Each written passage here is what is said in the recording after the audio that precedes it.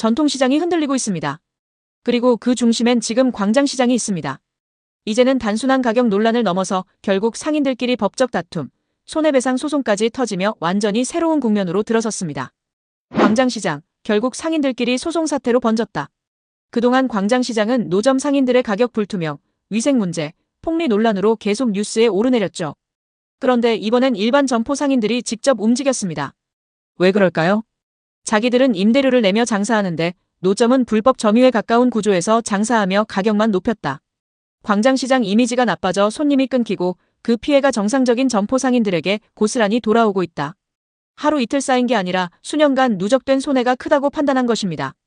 결국 점포 상인들이 노점 상인들의 행위로 우리가 일정 금액의 영업 손실을 입었다며 3억 원의 손해배상 소송을 준비하기 시작한 겁니다.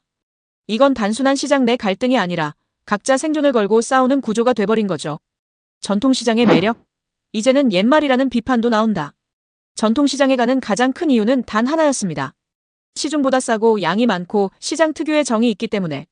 하지만 요즘 현실은 어떤가요? 많은 사람들이 이렇게 말합니다. 요즘 시장이 더 비쌈. 위생은 여전히 불안함. 가성비. 이제는 기대도 안 함. 특히 광장시장은 아예 관광객 대상의 폭리시장이라는 이미지가 굳어졌을 정도죠. 그러다 보니 소비자 신뢰가 무너졌고 그 피해는 결국 성실하게 장사하는 점포 상인들에게 돌아가고 있습니다.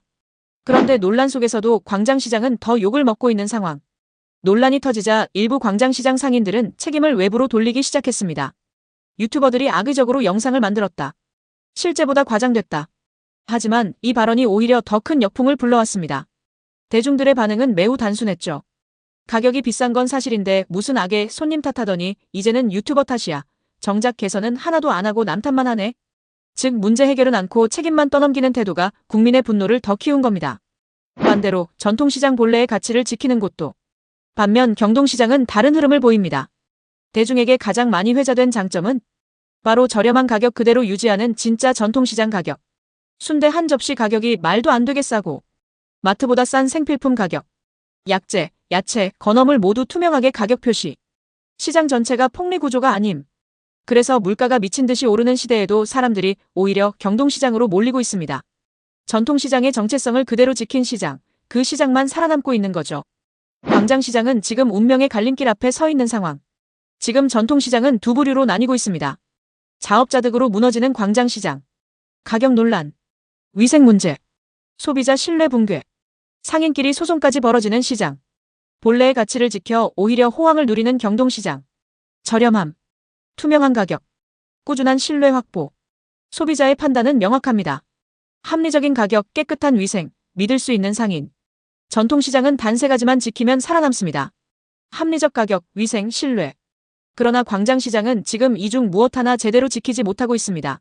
상인들 간 손해배상 소송이라는 극단적 갈등은 그동안 쌓인 문제들의 결정적 신호이며 노점 상인들은 자신들의 잘못은 반성하지 않고 오히려 상황을 촬영한 유튜버에게 책임을 전가하는 아이러니한 태도를 보이고 있습니다. 이로 인해 가격 위생 논란이 더욱 심화하고 소비자 신뢰는 무너졌으며 전통시장의 본래 매력은 점점 사라지고 있습니다. 이제 광장시장이 이 흐름을 바꿀 수 있을지 모든 사람이 지켜볼 수밖에 없는 순간입니다. 여러분들은 이런 광장시장 어떻게 생각하시나요? 의견을 댓글로 남겨주세요.